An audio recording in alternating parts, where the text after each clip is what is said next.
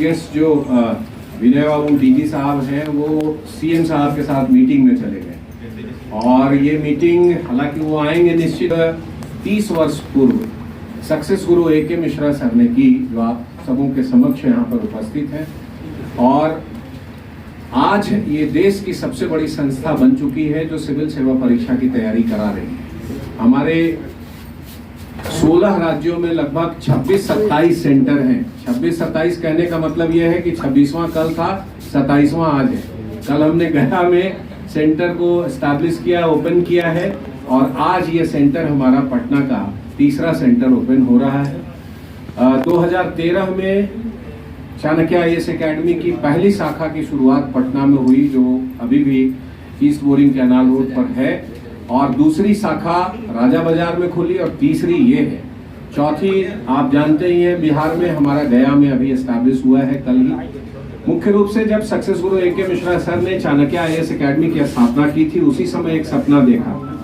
इन्होंने सोचा था कि यूनियन पब्लिक सर्विस कमीशन की तैयारी करने के लिए, ये स्टेट पब्लिक सर्विस कमीशन की तैयारी करने के लिए ही मात्र केवल विद्यार्थियों को दिल्ली जैसे महानगरों में आना पड़ता है।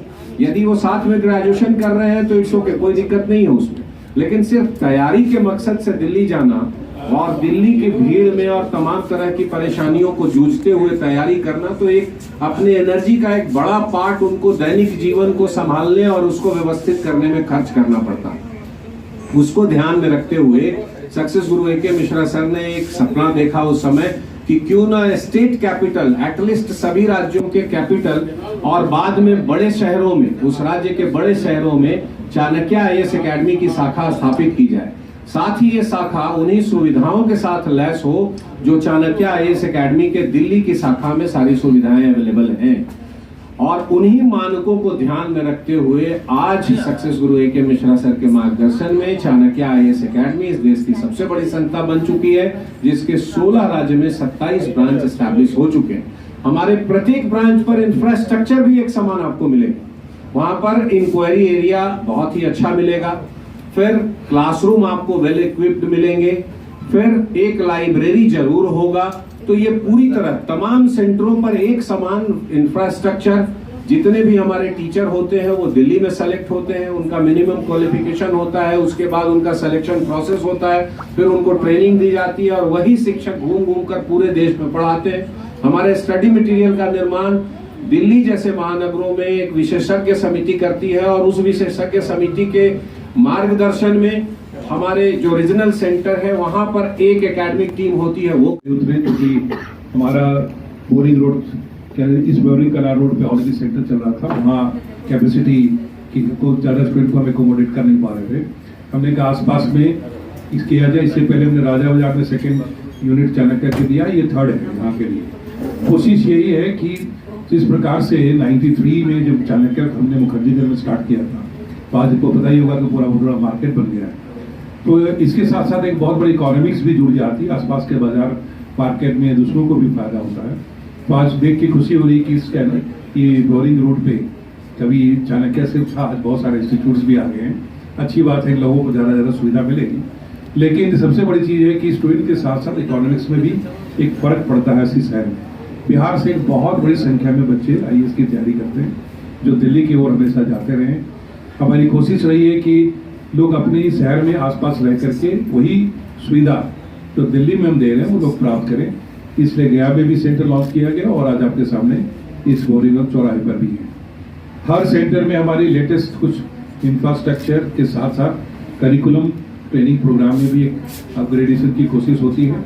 मुझे उम्मीद है ये सेंटर अपने आप में एक अव्वल सेंटर के रूप में निकल के आएगा और पटना से लोगों को बाहर जाने की जरूरत नहीं महसूस होगी। अब इसी से अब आप चाहेंगे, आप जो क्वेश्चन पूछना चाहें से पूछें। फोकस रहें और अपने आप पर एक भरोसा। फिर हर एग्जामिनेशन की क्राइटेरिया होती है। सिविल सर्विस एग्जामिनेशन में किसी विद्वान की तलाश नहीं है, एक बहुत व्यवहारिक व्यक्ति चाहिए। नॉलेज होना एक चीज है, नॉलेज को अंडरस्टैंडिंग में बदलना अलग चीज है। जब इंसान अपने नॉलेज को अंडरस्टैंडिंग में कन्वर्ट कर लेता है तो खुद के लिए उस नॉलेज का उपयोग कर सकता है, दूसरों के लिए कर सकता है। सिविल सर्विस एग्जामिनेशन यही चाहता है कि आप पढ़िए, सोचिए, लिखना सीखिए और व्यवहारिक रूप से उस नॉलेज को उतारना सीखिए। तो एक तो पहले अध्ययन की प्रणाली में एक ध्यान रखना चाहिए। दूसरी चीज़ क्या है, एक डिसिप्लिन बड़ा इंपॉर्टेंट चीज़ है। मैं टाइम मैनेजमेंट में भी हमेशा 8+8+8 का फॉर्मूला देता हूँ। 6 से 8 घंटे सोइए, आराम कीजिए, उसमें कोई कॉम्प्रोमाइज़ की जरूरत नहीं है। 6 से 8 घंटे में नॉर्मल रूटीन मेंटेन रखिए और 8 घंटे के आसपास के पढ़ाई यदि करते हैं, 1.5 साल 2 साल की मेहनत में आप अव्वल दर्जे के साथ सिलेक्शन पा सकते हैं। बहुत ही साइंटिफिकली डिजाइंड एग्जाम है, इसमें बहुत ज़्यादा डिस्परेशन की जरूरत नहीं है। ओवरलोड ऑफ मटेरियल में भी नहीं पढ़ना चाहिए बच्चों को। ज़्यादा से ज़्यादा आप देखें कि सिलेबस के इर्द गिर्द अच्छे से ध्यान दें और 10 साल के क्वेश्चन के ऊपर में बार बार अभ्यास करें और सही डायरेक्शन में, एक केयर में, एक कमिटमेंट के साथ काम करेंगे तो रिजल्ट मिलेगा।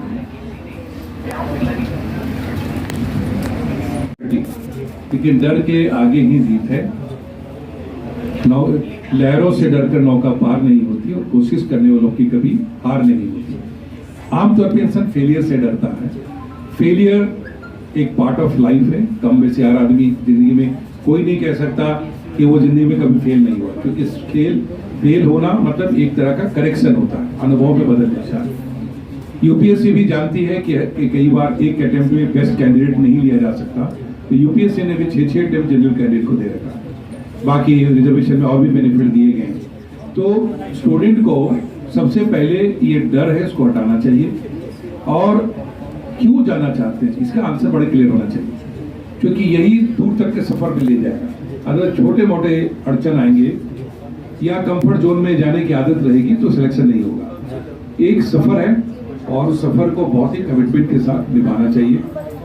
और जो रिक्वायरमेंट है यूपीएससी की, वो है कि आपकी पर्सनालिटी, एक leadership quality, emotional intelligence, problem solving attitude, अच्छी कम्युनिकेशन, एम्पैथी, लोगों के साथ जुड़ने की ताकत, ये सारी कुछ क्वालिटीज हैं जो एग्जामिनेशन अपने रिटन हो या इंटरव्यू के माध्यम से ये देखना चाहते हैं। तो जो जेन्युइनली इसमें इंटरेस्टेड होगा, जिसको कहते हैं पब्लिक सर्विस में, उसको सबसे ज्यादा फायदा होगा और सिलेक्शन की चांसेस ज्यादा होंगे। सर, सिविल सर्विसेज में बहुत सारे इंस्टीट्यूट्स हैं और आज चाणक्य का इनॉग्रेशन सेरेमनी है।